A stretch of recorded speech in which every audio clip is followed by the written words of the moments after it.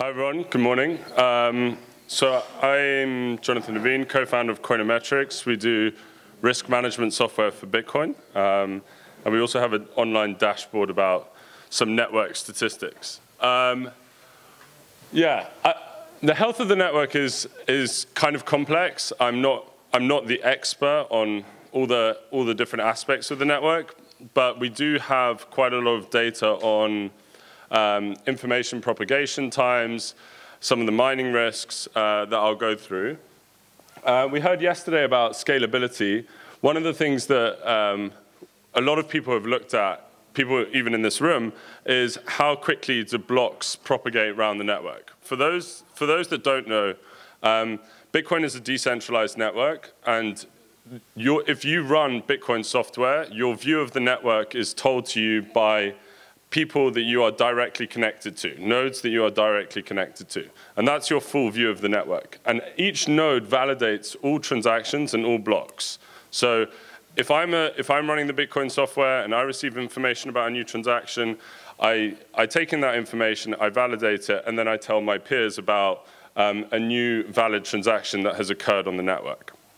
And essentially what I'm able to do is we're very highly connected in the network, and I can tell how quickly information is spreading around the network by listening to when each node invites me to hear about a new transaction or a new block.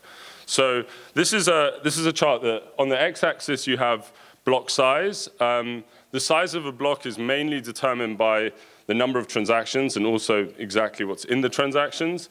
And on the y-axis you have latency. Latency is the delay in essentially an arbitrary peer hearing about a block. Effectively, you can think about how long it takes for peers on the network to hear about blocks. And you can see what I've done is I've shown you 5% of nodes on the bottom and 95% on the top. So what I'm saying is that if a block is near a megabyte in size, which is kind of the upper end of what we have on the Bitcoin network at the moment, you could be waiting about 200 seconds for 95% of the network to hear about that block.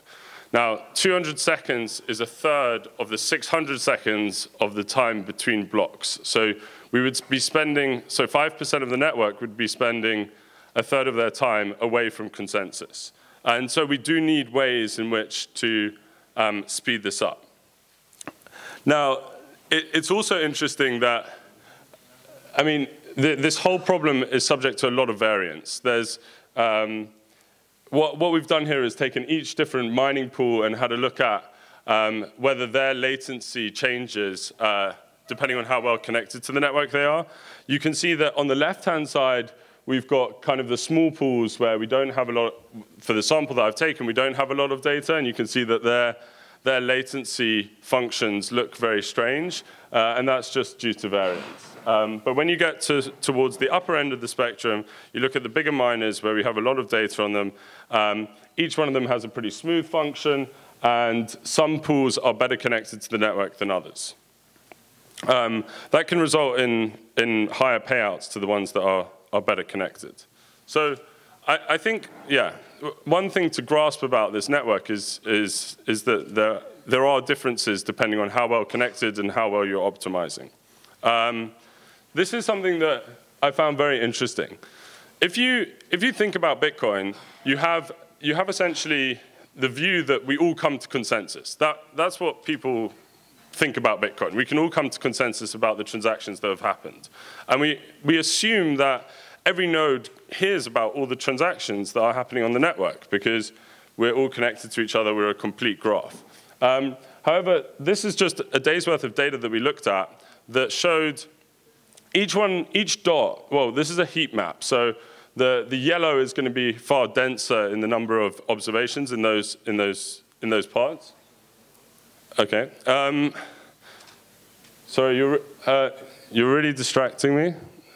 Sorry, guys. Jonathan. Okay, never mind.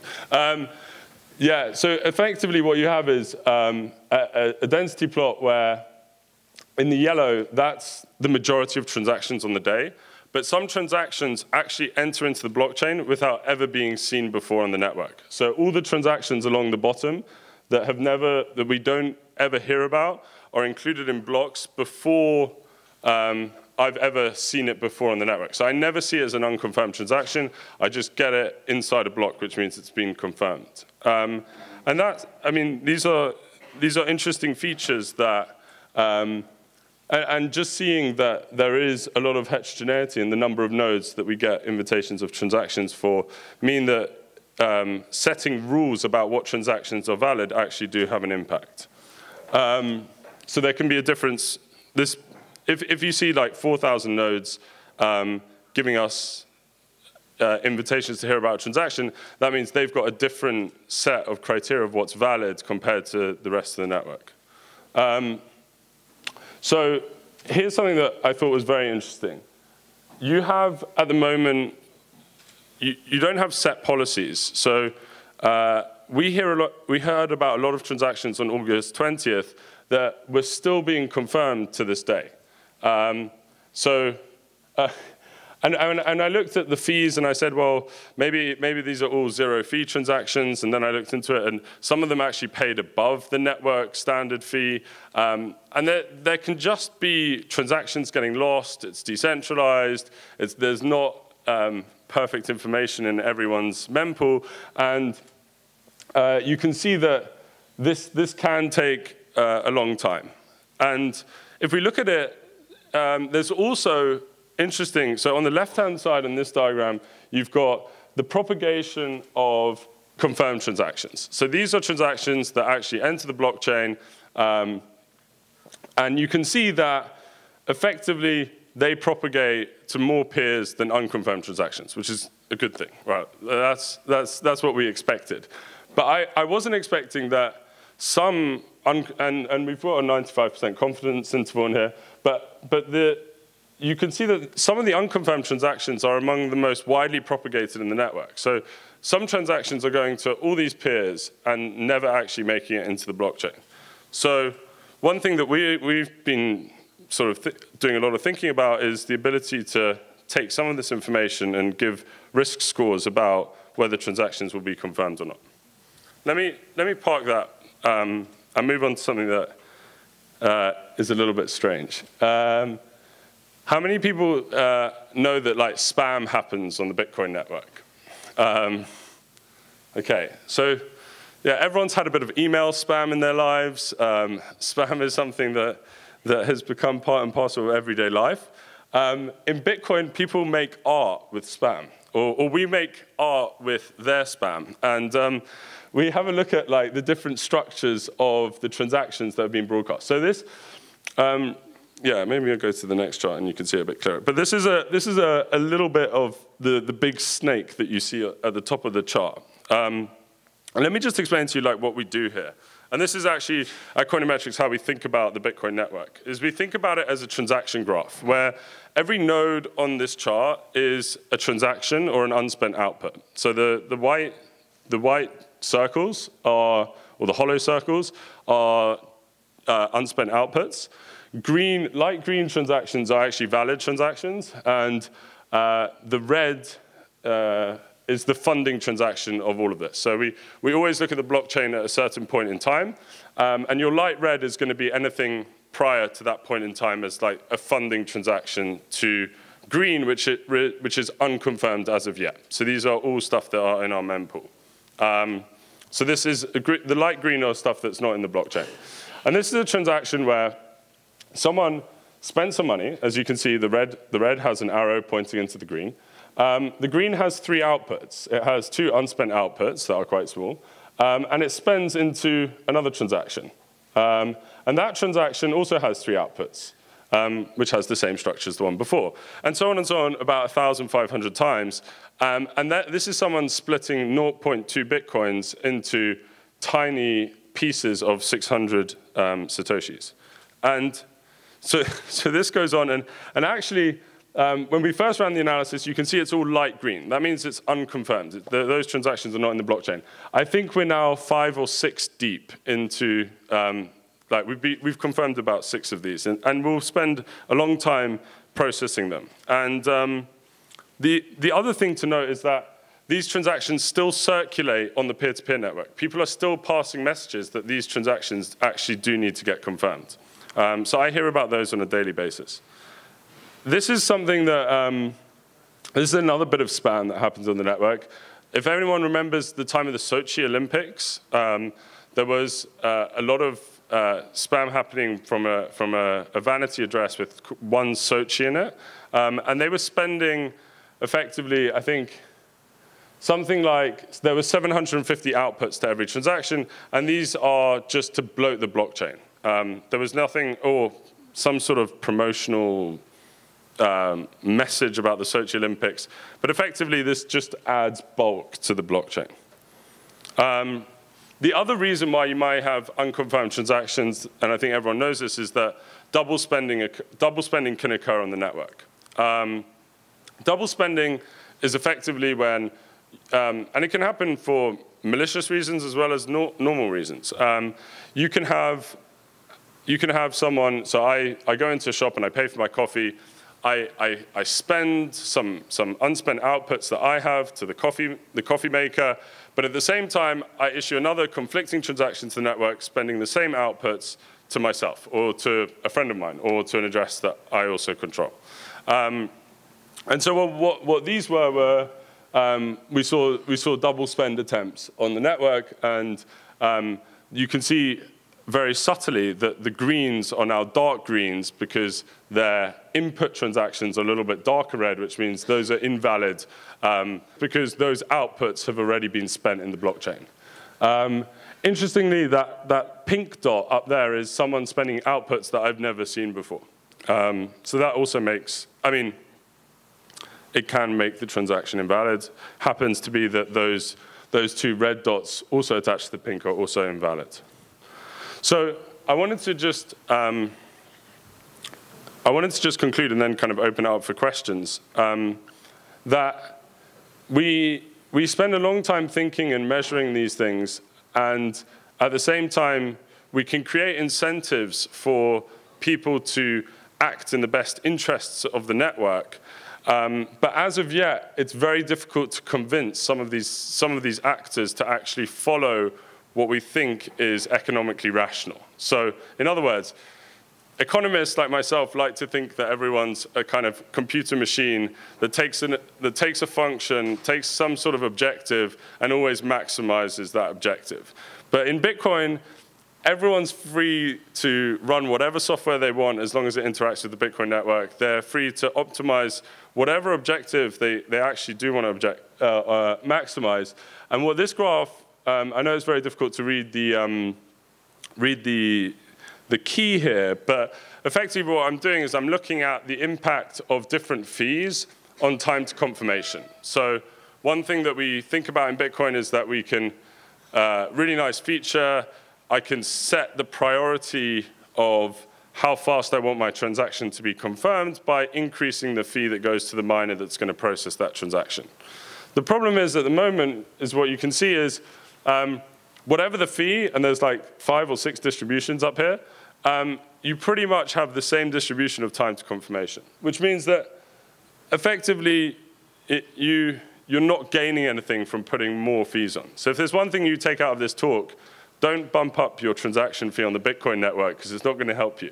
But effectively, we need to think about ways in which you actually create economic incentives to get good behavior on the network where people will upgrade their software or think about it as a good optimization. And this is a big challenge for people developing. I'm happy to talk to anyone who's writing bits of code to help optimize on information propagation or anything like this to think about these issues. So yeah, does anyone have any questions regarding anything I said? Yeah. Yes, there's been some talk of some miners censoring some transactions or preferring some transactions. Do you have any data on that? Not censorship, but I would say most miners don't do that. The data that I have is that most miners have very bog standard transaction acceptance policies. It's just not in their interest to do anything else yet. Yeah. Yeah. Yeah. The second thing SIG-off flows that we had, where you could go broadcast transactions on the network that could not be mined? No. Is that, are some of these potentially those transactions? Yeah, yeah, some of them just can't be mined, so that's why you can see it in the network. But are they being, why are they being rebroadcast by? Well, there's a bug in I'm not sure if we released fixes, but there's just a bug that you can accept the transaction as a mempool that's possibly mined, so we'll get rebroadcast over and over again. That could explain some of this, but I mean that's a bit of a problem if we go like into the future. I think that the interesting thing about that is that you talk about scalability of like comparing it to Visa, but you would need to like scale for Visa plus all the bugs and all the spam that people can put on top of the Visa transaction volume, which could, I don't know how big that gets. I don't know what the statistic, does anyone know the statistic about email spam compared to normal emails? I don't even want to think about that. Yeah, any more questions? Yeah. I was just curious, I find your I'm familiar with your website, but I find it very I'm just wondering, talking about any developers, I'm wondering if there are any other potential customers who also find this information. Sure. Yeah, so yeah, basically the people that find this information interesting, people that want to accept like that want to accept zero confirmation transactions and would look to us to think about how likely they are to get confirmed by the network, and also people who are interested in doing blockchain analysis and following funds like that arrive at your exchange or like funds that get stolen. And I get a lot of emails from people saying, my coins have gone, can you help me find them? So yeah, and I think exchanges and stuff like that are interested in what we do. Yeah, go for it. Have you, do you have data from, say, any of the busy times? Like as an example, during that massive run-up in price, I did notice that there were enough transactions on the network that mempools were getting bigger and bigger as the miners were not able to go keep up with that demand. And equally around that time, you could certainly put a higher fee and you'd get much faster confirmation. Do you have data from those times? So I have consistent data from about July on every transaction, the full trace of every node that processed the transaction. Yeah, that would be about 2 months late, unfortunately. Yeah. But I mean, I think even in the recent, some of the recent market turbulence, there probably would be some interesting data points there. Yeah. Do you do any active probing into the network, or is it only passively listening? At the moment, it's all passive. And do you have an estimate on how costly it would be to create super nodes such as your own to actually do an altruistic rebroadcasting of messages and try to help the connectivity of the network? So yeah, I mean, Peter's probably better placed to answer this question than me. From what I started to think about, we wanted to maintain a passive node just because otherwise, if I start allowing people to rely on me to rebroadcast their transactions, that becomes a very centralized system. There's also been like problems with nodes being accused of like placing burden on the network that I don't particularly want to get into. But yeah, he's probably way better placed to answer the question. I do that, and it's not for altruistic reasons. Cool. Thanks very much. And if you have any questions, come and find me.